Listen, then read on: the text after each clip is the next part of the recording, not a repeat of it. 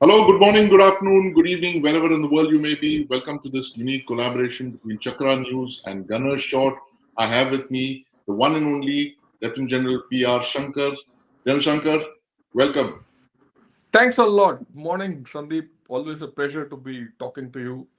We're going to have And some good absolutely, discussion. we are we looking at a new military dictator in Pakistan, General Shankar? Is Field Marshal Asim Munir the new General Pervez Musharraf, or is he the new Ziaul Haq, or is he a combination of both? And why do we need to worry? We're going to be talking about this. Yeah, I think we need to talk of the new constitutional dictator of Pakistan. The You new see, constitutional dictator. That's an interesting dictator. twist. It's Yeah, different from previous dictators. yeah. See, the previous dictators, everyone, they suspended the constitution. This man is a dictator through the constitution. So you have to. He's quite different. Right, You asked this question whether he's like Zia or Parvez Musharraf. He's got shades yeah, of both, and right. he's got the worst shades of both. Right? Okay, He's got the Jehadi mentality of Ziaul Haq yeah, and the ruthless, cunning, scheming behavior, mentality of Parvez Musharraf.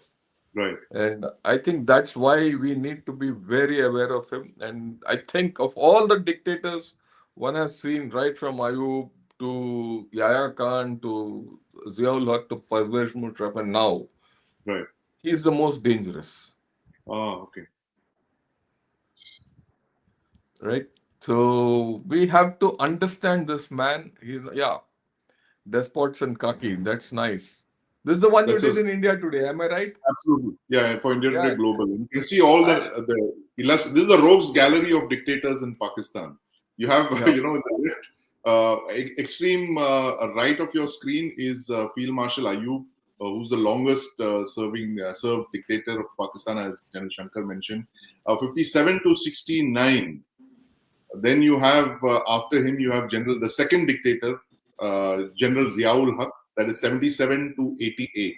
The only dictator to die in office. We still haven't understood what happened with that blast. Uh, in the center, of course, is the current dictator, Field Marshal Asim Munir, and to Munir's right and my left is General Pervez Musharraf, the second longest served dictator in Pakistan. That is about 99 to 2008.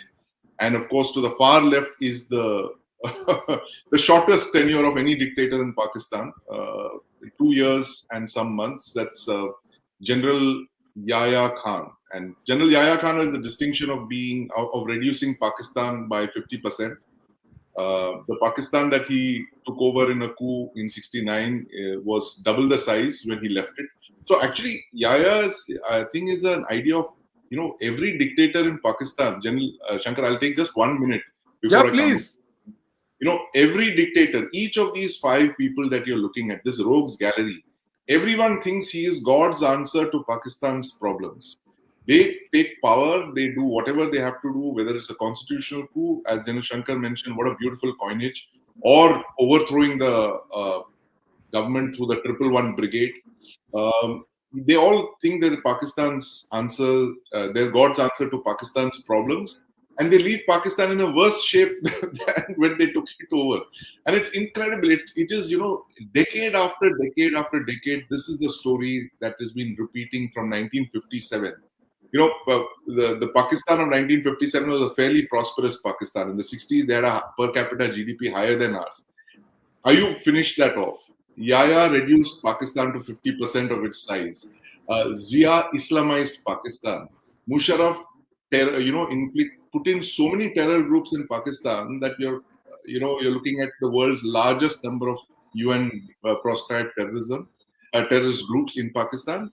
And Asim Munir, past, present, and future, you'll have to listen to us. I'll be talking to General Shankar about this. General Shankar, over to you now. Thanks a lot. Thanks a lot about it. One point which you did make in that article, I must tell everyone who's viewing, Sandeep Unnithan has written a fantastic article in India Today. Have a look at it.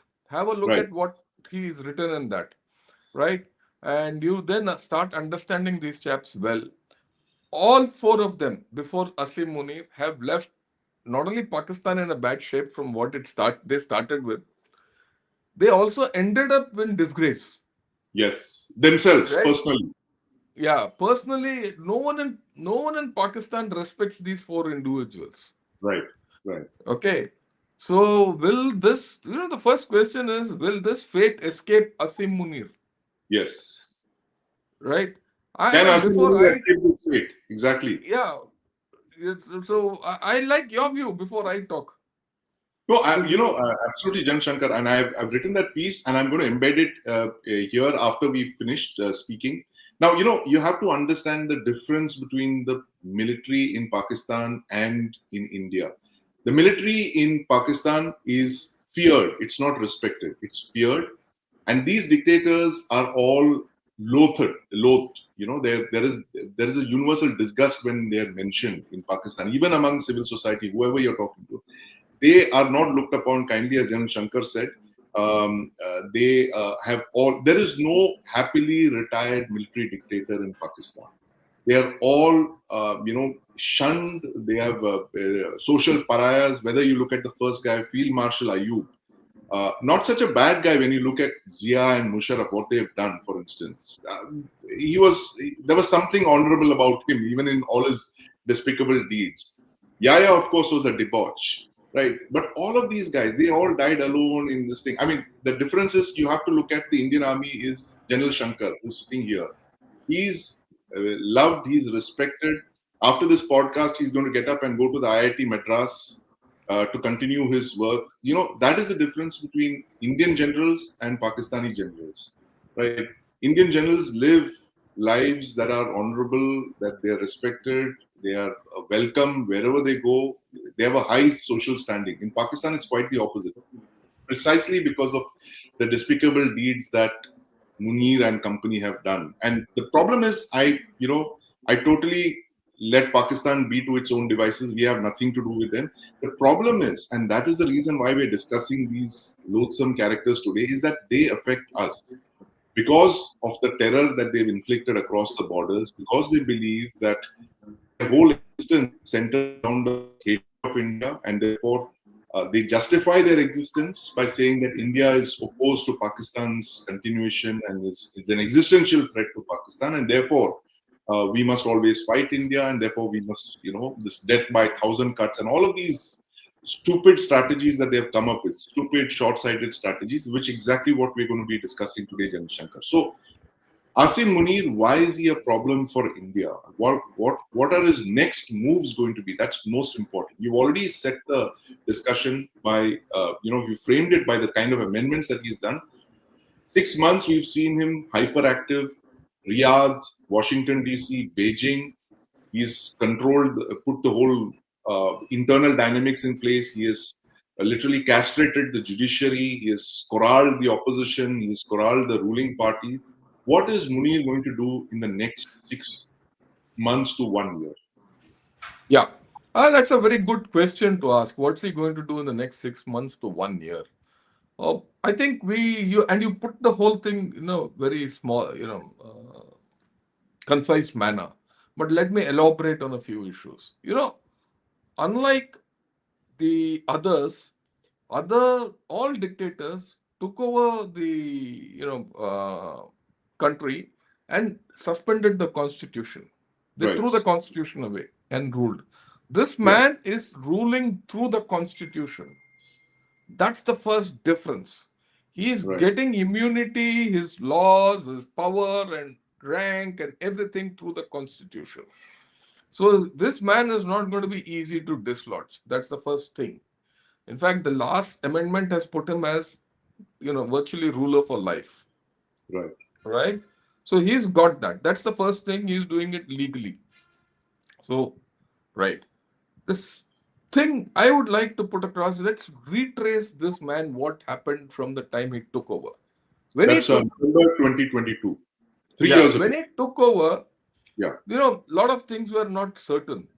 His own appointment was uncertain, this, that, and all that. And the economy of Pakistan was in a very bad shape. So the first thing he takes over, he, stabilizes things within the army. He tries to. He tries to stabilize things in the politics, which is beyond him at that point of time. So he goes to Saudi Arabia, he goes to Turkey, he does everything. He goes to China, comes, tells everyone, I'm going to revive the economy. He starts this SIFC, Special Investment Finance Corporation, that board he puts in, and says, I'm going to get 20, 30 billion from others, all that. Right. And he sells a dream to Yeah. people. So then he interacts with the businesses in Pakistan, and so people say, oh man, this man is doing something different. Okay? He's trying to rebuild. But that's all show. Come May 23, what does he do? He instigates Hmm. whatever happened on May 9. Okay, Right. by then he corners Imran Khan, puts him in jail. And that's Right. how that May 9 thing happened. The moment Right. that May 9 thing happened, at that point of time, we know that Pakistan army has lot of rifts and lot of dissension within the army, with the army and the veterans and everything. So what does he do? He gets hold of all the dissenters within the Right. army, including the four corps commander, and puts them in jail. He Okay. also puts the previous ISI chief in jail, or Right. in the same time frame. Then not only that, he puts the entire lot of PTI people in jail. Hmm. Now the complete opposition is out. Anyone who's dissenting in the army is out. And he virtually clamps down on everything.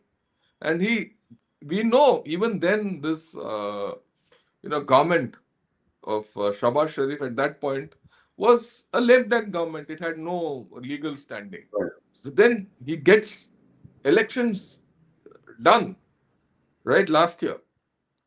Okay, the 2024. election, Right. yeah, February 24.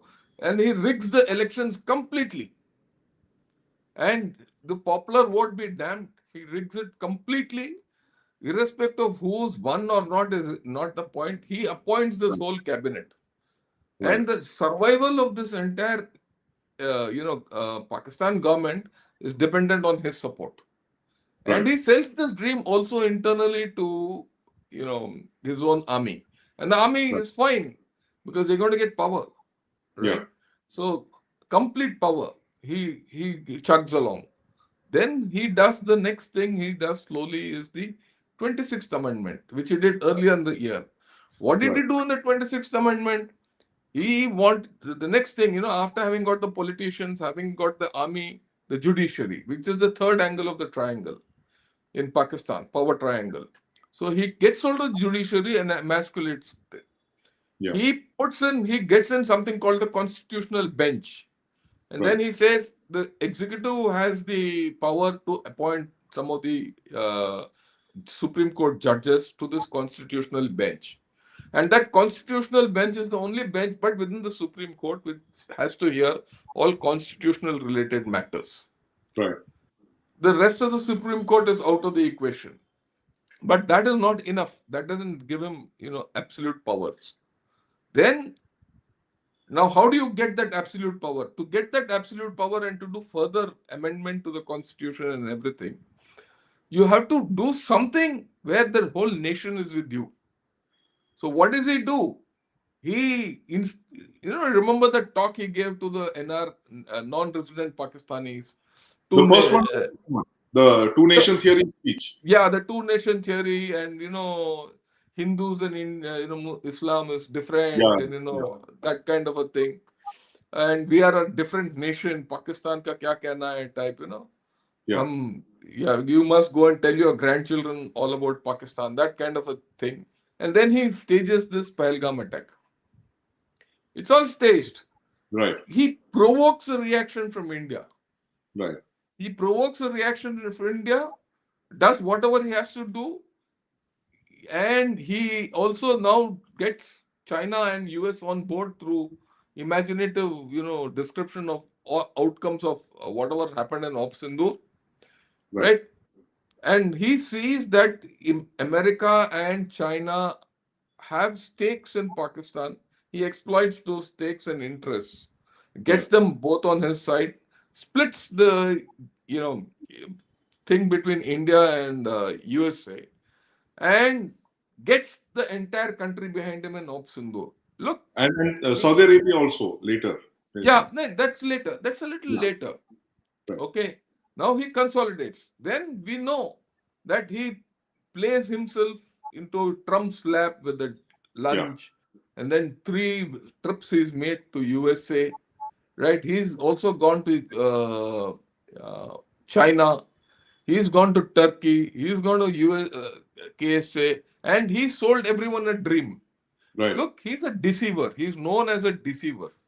Yeah. His nickname within Pakistan is that he's a deceiver. He's the So called he's the yeah. okay. So he does that, and then he ensures that India is put in the spotlight, and India seems isolated. And India seems not the place to go to.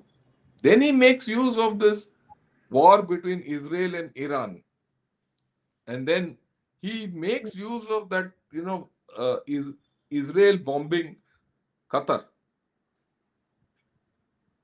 to tell the KSAs, look, you need a pact with us. So he does a pact with them. Then he tells USA that look, this pact between KSA and Pakistan is good for USA. Right. You run it, no problem. Then he goes tells the Chinese, no, this is very good because then I will give you access into KSA and the Middle East. So you get conduited through me. So he does all this. Okay. Then, having got everyone now talks of Pakistan as the next destination, and he is the supreme ruler. People of Pakistan are with him. So Yeah. then he does the next thing is this 27th Amendment. The Right. 27th Amendment now puts him as not only the supreme ruler, it's for life. Now Yeah. there's no more. The Supreme Court is irrelevant today in Pakistan. Right. It's a constitutional court, and Right. that constitutional court, people can be, the judges to that constitutional court. This is interesting. Listen to this. The judges to the constitutional court can be appointed only by the government. By the executive, yes. Yeah. Now, more interesting. If someone says, "I will not be judge of the constitutional court," he can Out. be retired. Yeah. No, he can be retired. Yeah. So that, and at any point of time, if any judge in Pakistan, including that in the constitutional court, you know, if he doesn't behave, he can be transferred out by the executive, and he can be transferred to a lower court. See, this is very powerful. The man has amended the constitution. After having amended the constitution, he creates a constitutional court so that any case on the constitution can be heard only in the constitutional court. And then he has the power to appoint and sack and transfer the judges. That is given to the executive. The executive is completely beholden to him. If he doesn't support the executive falls. Right. So he's everything. He's the judge, jury, and the executioner of Pakistan. So I he's got. was, yeah. I was actually reminded, sorry to interrupt you, General Shankar. I was reminded of that movie called The Dictator, the 2011-2012 movie. It's a comedy, it's a dark comedy where this guy is called, Field Marshal General Admiral Aladi. Yeah. This is literally, you have this satire playing out in real time where this guy is just, like you just so pithily put it, just consolidated all power and used all the constitutional means to do that. It's almost like a democratically elected, constitutionally managed dictator in Pakistan. Yeah. He's done all this, he's consolidated power. Simultaneously, with all this, he's handled BLA with the iron hand. Right. He's handled TTP with the iron hand. Right? The hard state concept. Hard state, as he calls it, yeah. Yeah, hard state. But the problem with that hard state concept is the problem in Khyber Pakhtunkhwa and BLA demand a soft state approach Right. or a flexible state approach. It needs a political approach, whereas he's gone with a militaristic approach. But then he's failed there, right? So these failures, he's put them on the Afghan government. He's Right. transferred this failure to the Taliban and the Afghan Taliban. Now there he's got into trouble at this point of time, right? He's got into trouble at this point of time. The only way he can get out of the trouble is to, and people are now, now look at it. The economy is still down. We know Yeah. that there's a problem of water. The agriculture is a problem. What is he doing now? He has to now. There are indications that the people in Pakistan say, okay, fine, all this has happened. What next for us? He's got no solutions. Right. Economy is gone. Everything is gone. I mean, it's all dumps. So what does he have to do? What can he do? Hmm. The same playbook against India. Right. So he's now last 10, 15 days back, or maybe last month, he gave the talk in the Naval Academy that, you do something and I will nuke you to, smithereens, and I'll reach every part of India. That kind of a thing he talked. He also spoke of, what he can, he'll take the whole world down. He spoke Right. this in USA 3 months back, right? Right. And very strangely, USA accepted it. That's the funny Yeah. part. Very quietly Yeah. acquiesced. Yeah. Yeah. So, and he's done this. Now things are going bad in Pakistan. There's no doubt about it. There's a problem in Punjab through TLP. There's a problem in KP. There's a problem in Balochistan. There's a problem in POK and Gilgit Baltistan. Also, the economy is down. No Yeah. water. All this. 170% debt to GDP ratio. I mean, it's a Yeah. record. Yeah. Now, what does he do? He has to externalize back to India. The existential Yes. foe, the only glue which binds Pakistan, is being anti-India. Right. And that is exactly what he's doing. And Right. in the process, if you can, he can continue this hyphenation of India Pakistan, which is brought back. Yeah. Let's be very clear about it. And if he can show India as a bad destination, right, then we are back. And if he can again provoke India into a foolish action of Opsindur 2, like, yeah, not how Opsindur 1 was bad, but now if Yeah. you do anything, you're playing into his hands. Playing Again, into he'll go up. This is the third stage of his elevation as a, supremo in Pakistan. And that is why I see this Delhi blast. And yeah. that is the way I look at it, at this Naugam blast which happened yesterday. We don't know the full details, Right. but Right. you can link all this together, right? Plus his posturing elsewhere, his posturing with, see, he's failed in Afghanistan. Afghan Yeah. Taliban have said, go take a walk. Right. Now, his own defense minister, Khwaja Asif, Yeah. he has said Pakistan is at war, and this is a war they can't win. How can Pakistan win this war? Pakistan will Right. not win this war. They'll lose. But Right. Pakistan army has to win this war. And Pakistan army will win this war only by losing. Right. Which is what they've always done in the past. They've always Yeah. lost. And So, so this is what he is up to. And he is out to create trouble for India. We have to be very clear about that. no, absolutely. So let's look at the his probable course of action.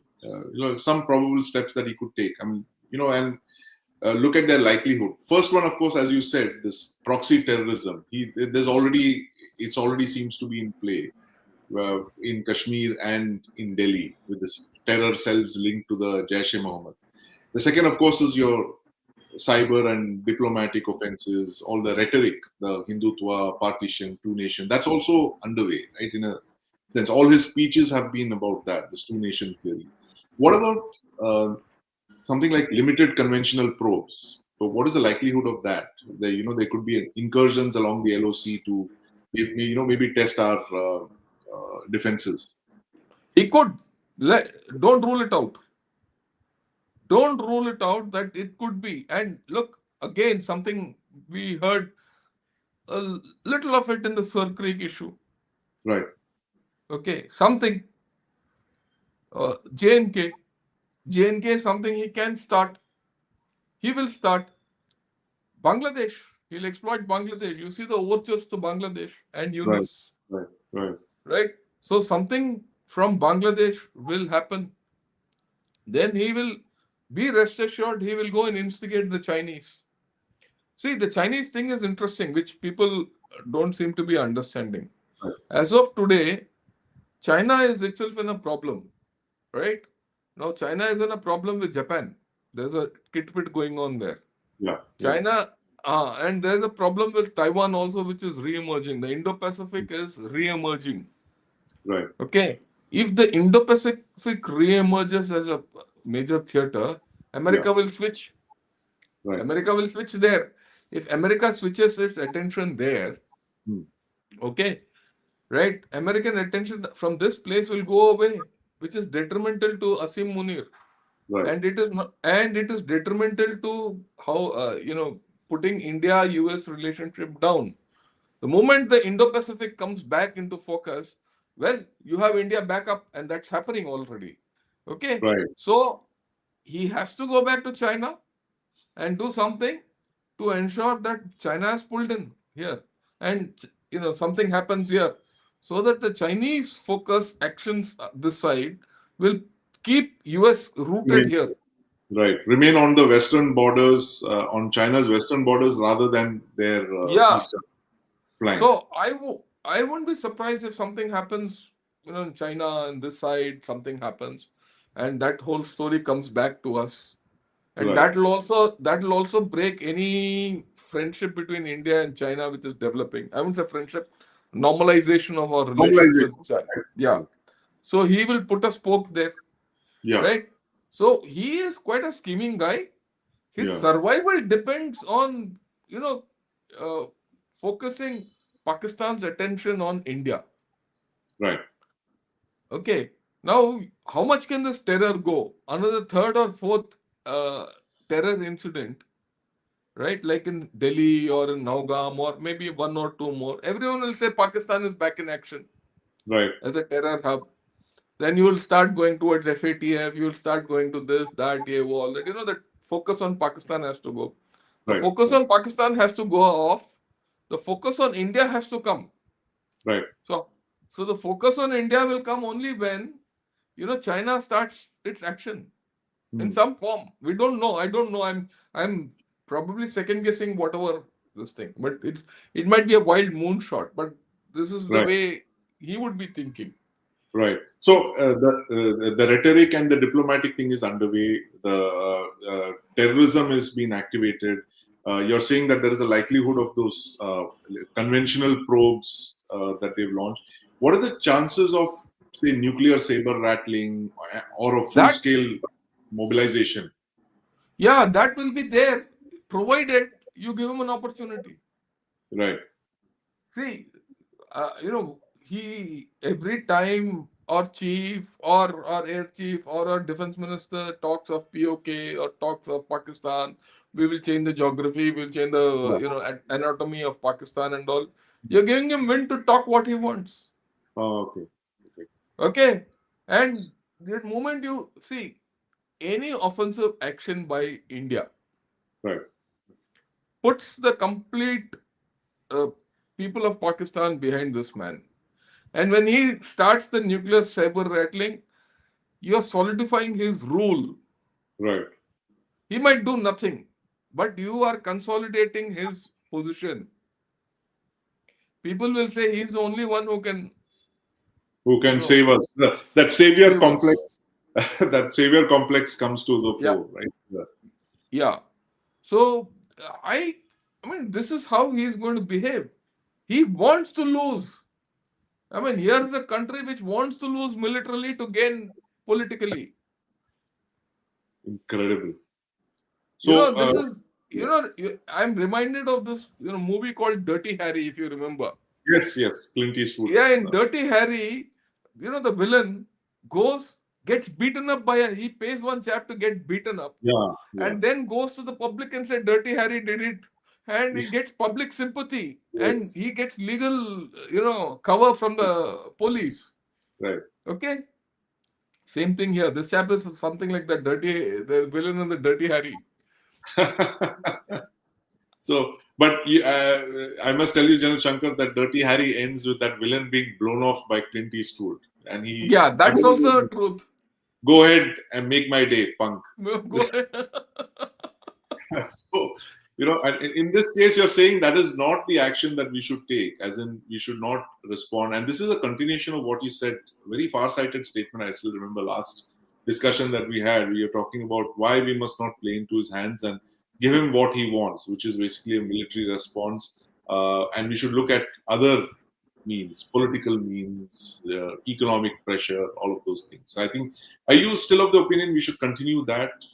Yep. Maybe look at cognitive dimension Yes. rather than military.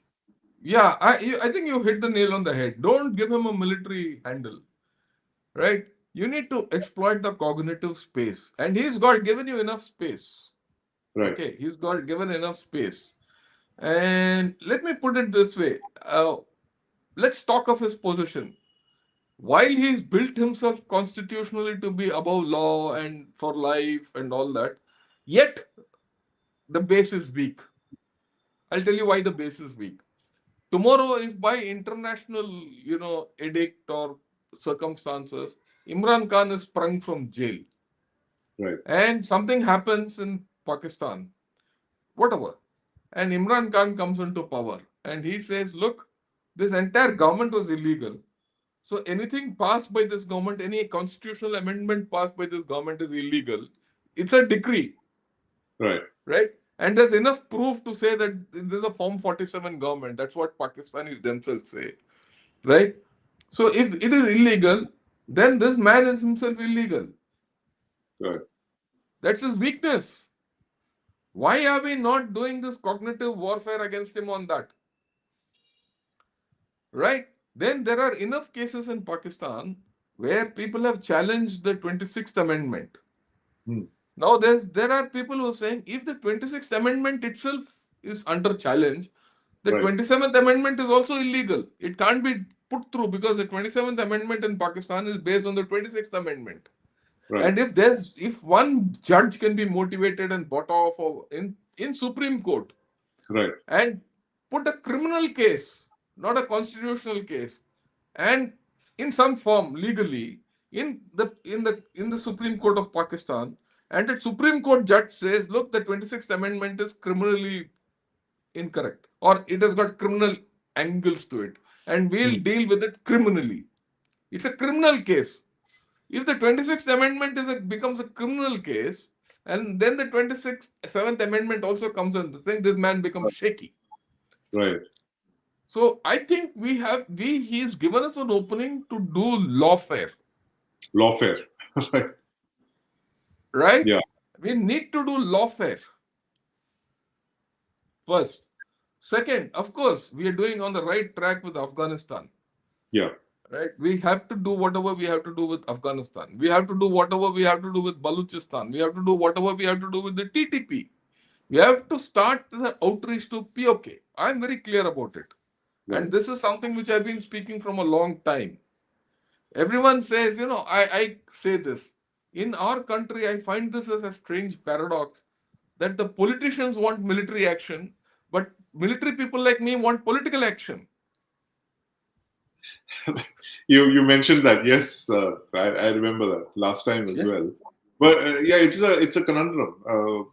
And but in this case, you're saying there is ample evidence to support this conclusion. Yes. We need political action. We need lawfare, as you mentioned, cognitive.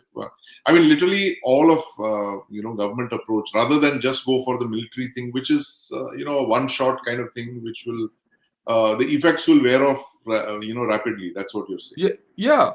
You need to do that. It's right? only when you put this man on the back foot that you'll see him going on a toss.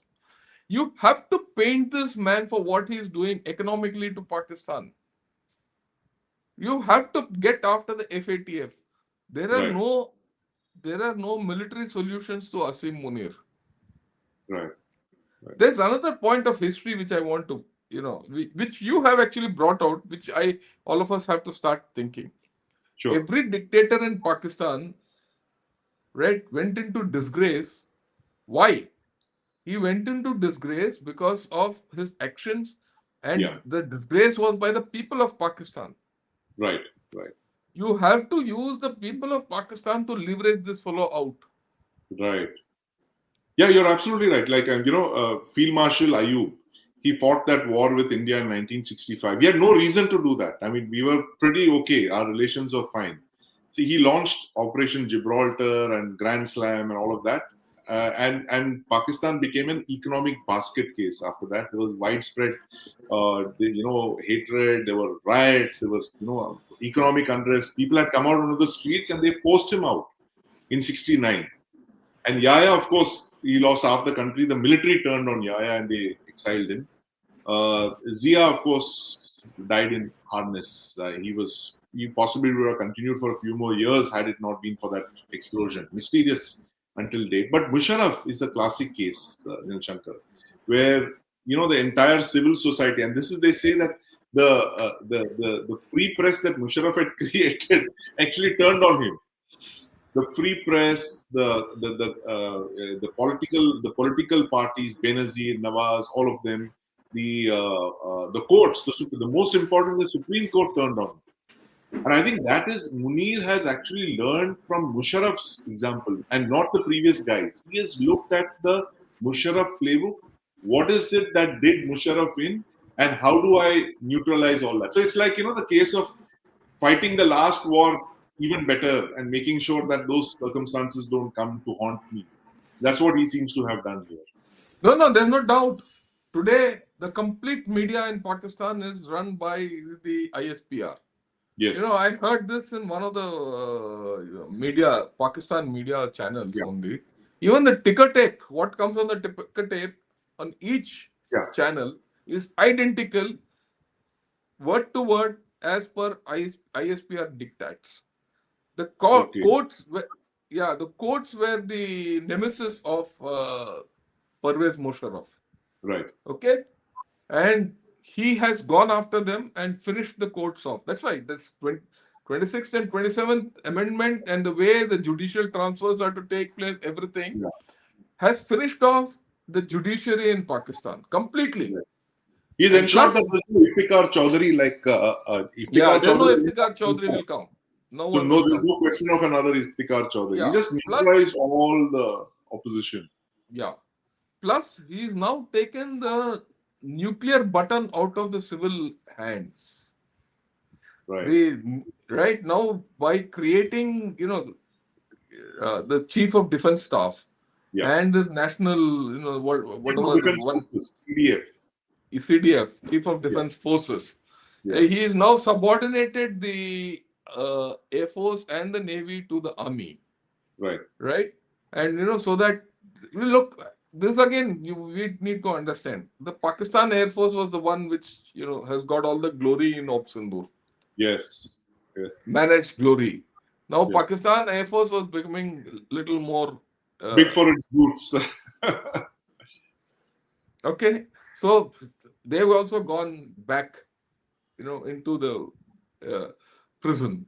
So, here, and the thing is that only the Chief of Army Staff can be the Chief of Defense Forces. That also is brought in. So he has cut and Field Marshal is for life, immunity, everything is built. And that not everything is not challengeable. And in doing all this, he's also put that one appointment. I'm forgetting that name of that appointment as, advisor for strategic stuff. And hence, the command of everything nuclear has been taken away from the government and put in his hands. Right. So he's controlling all levers of power. And when you control all levers of power, you can do what you want. Right? Yes. So nuclear saber rattling, ye sab karega ye. But his problem will come in this economy, water. He'll have problem in, the other issues of whatever is to happen in Punjab. Punjab, he's now decimated the TLP. There's no doubt about it. Tehreek-e-Labbaik Pakistan. But the fact is that there's a sentiment out there. And a lot will depend on whether he sends people to Gaza or not. Whether if he hoodwinks Trump by not sending people to Gaza. If he hoodwinks Trump for that international stabilization. If he sends people there, he'll have problems. If he doesn't send people there, he'll have problems with Trump. We'll Right. have to see how he solves this issue. Okay. So he is not on a great wicket. And there are many wickets on which you can, get him LBW or clean bowled. Clean ball. Let's not forget the former cricket captain who could actually do that, who's in prison Who right can do now. that? भाई world cup winner तो अंदर है. World Cup win. तो ये fixed match है, बाहर जो चल रहा है फिक्स्ड मैच चल रहा है. Yeah. So we shouldn't go and do the stupid thing of, fanning thing. But what we need to do, like I've been saying, the best way to deal with this chap at this point of time is sort out your in-house problems. Right. Sort out whatever has happened in Delhi, whatever has happened in Nagaon, connect the two, right? I think I've been saying this for the past 4 or 5 days. I think the Muslims in this country, the moderate Muslims, the good Muslims of this country, need to take a stock. Why is this happening in our country? It has happened in Coimbatore, it has happened in Delhi, it has happened in Bombay, it has happened in Bangalore. Why is this kind of a thing happening within our country? Because this is not a Kashmir related problem. Yeah, exactly. Right? This is not a Kashmir related problem. So I think we have to take a call, because the Muslims in this country are as committed to defending the constitution of this country as anyone else. Yes. And part of defending the constitution of the country, they have to take action within, so that this terror networks, it might be a minuscule people in this country who are against this country. Unfortunately, the trend line is that all these chaps are happening to be Islamic guys. Terrorism, radicalism, all that. So I think we have to take a call at some level, whether do you have to look at the way our personal laws are there or religious laws are there, or is there a reform required from within? I think we need to do some thinking, honest thinking. Absolutely. Otherwise, I think Indian Muslims, as you correctly pointed out, Shankar, they should call out these actions of these fringe elements like this, who are, who are basically doctors. I mean, this is unheard of. Like 6 doctors, 5 doctors. Nowhere in the world have you seen a plot like this, where you have, medical professionals who are committed, who've taken a Hippocratic oath, and they are, planning mass murder of this scale. I mean, you've seen one-offs. You have seen one Ayman al-Zawahiri, or one other chap George Habash or something like that. But that's never okay. A group of doctors, and that's very serious. I think the community should call out such elements in their midst and say, look, you have no place in India, and this. Sabka saath, sabka vikas. I keep using it. This is not a political pitch, but I'm saying that when the government rolls out schemes and all that, they are not excluding members of the minority. Development of India is for all communities, all religions. And why should one community bear the brunt of this kind of activities? And therefore, I think it's really important for progressive Muslims to call out such actions, call out such activities, as you correctly mentioned. Yeah, and we should. I mean, so we need to do all this within India, sort out these issues, right, and ensure that our progress doesn't get retarded. Yes. Or there's no problem. There's no speed bump on our progress, right? We should continue, and at the same time, let's do. I mean, look, Pakistan has always done a hybrid action against you. Yeah. So let's hybridize. Right. And let me get back to the fact that we are discussing these Jehadi generals. Yeah. Let's target this Jehadi general. Right. We should, the word which you used is cognitive warfare. Right. And I think we need to do a whole lot of cognitive actions against this Jehadi general. Yes. And turn people of Pakistan against him. How we are able to do that is the challenge in front of us. Absolutely. Very well put, Jan Shankar. And, for the benefit of our viewers who are wondering who the other general on that poster is, that is Lieutenant General Javed Nasir. Now, that guy was probably one of the most odious and the most treacherous people who headed the DGIS, who's headed the Inter-Services Intelligence. I mean, the ISI is a filthy place. It's one of the worst organizations in the world, probably. They spend all their time discussing how to murder innocent civilians in India. There are only two DGISIs who have risen to become army chief. Uh, Ashfaq Parvez Kayani is the first, the fellow who was the army chief when 26/11 happened. This Asim Munir is only the second DGISI to become army chief. Now, Javed Nasir was the chief in 1993. He was a DGISI in 1993, and he's the one who directly planned and executed the Mumbai terror attacks, and that is India's worst terror incident, where on the 12th of March 1993, that's more than 3 decades ago, 267 Mumbaikars were massacred in 12 coordinated bomb blasts all across the city.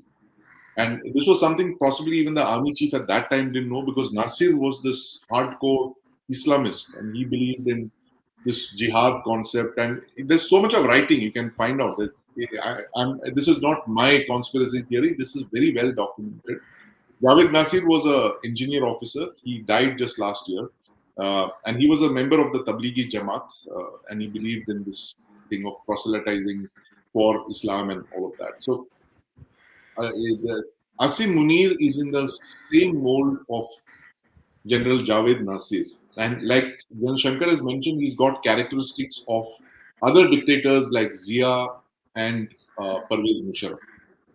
He has taken the worst characteristics of all of these men, and this is the problem that we are presented in 2025. And as General Shankar said, that the our responses to this odious character have to be hybrid. They have to be very different from what he wants, what he expects out of us. Yeah, and let me add, till probably yesterday, things were a little iffy with the Bihar elections. We didn't know which way they Yeah, were going, and now that's over. Now what has emerged is you have a strong political center, right, and the political stability of this nation has never been better. right, Okay, and then look, the people of Bihar have spoken very conclusively. I mean, it will be foolish of us to even question it. And to a large extent, I think they've spoken on behalf of the nation, right, right? And if you have a strong political setup and you can act politically against Pakistan, let me tell you, Pakistan is finished. right, Political. Because I always see, again, when you talk of China, right, people who talk of China in military terms, I think are off the mark. You'll always assess China politically. If you understand the politics of China, you understand, how to handle China, right, right? The If you see the political history of China in the past 10 years, Xi Jinping's thing, he was the strongest around 2018, 19, 20. right. And that was when the wolf warriorism, all that came. Yeah, Today yeah. he's weak, Pre-COVID, basically the pre-COVID eras. Yeah, pre-COVID. Today he's weak politically. So you mm, see China struggling economically and everything. right, Today India is strong politically. The political strength of a nation is very important. Add a yeah, little more security strength by doing certain actions, which I'm right, sure the government will do now, and right, then direct your political strength against Pakistan. right. Handle it politically. Yes, See, again, let me justify this. Why I'm saying the political thing is important. yes. Pakistan gives you a ideology. Mm, You can't fight ideology militarily. You have to handle it with a political ideology, right, right? And that is the important thing which we have to put in place. See, when right. we abrogated Article 370, the 2019. Pakistan army was left out of the equation. They could do nothing. They Yeah, were just sitting on one side and wringing their hands. The that was strength of that, Bajwa at that time. Yeah, yeah, Bajwa. What could you do? There's no response. So I think if for a military action there's a response, you fire across the LOC, he'll fire. You might fire 5 rounds, he might fire only once. But that doesn't give you a solution. right, Okay. People say invade POK, militarily take over POK. That's no political Right. solution. Right. So we need to have a political thought process. You Right. need to have a political end state of Pakistan and then do what we have to do. Absolutely. So that is something which the government has to decide. I am of the view that you have to handle Pakistan politically hereafter. And this man has to be handled through a combination of politics and legal and economic, trend lines or pathways. Yeah. Political, economic, and legal. PEL. I think that's a Yeah. good note to end this discussion on, General Shankar. There are a lot of questions that you Yeah, might let's like take some. to take. We'll just look at some, which is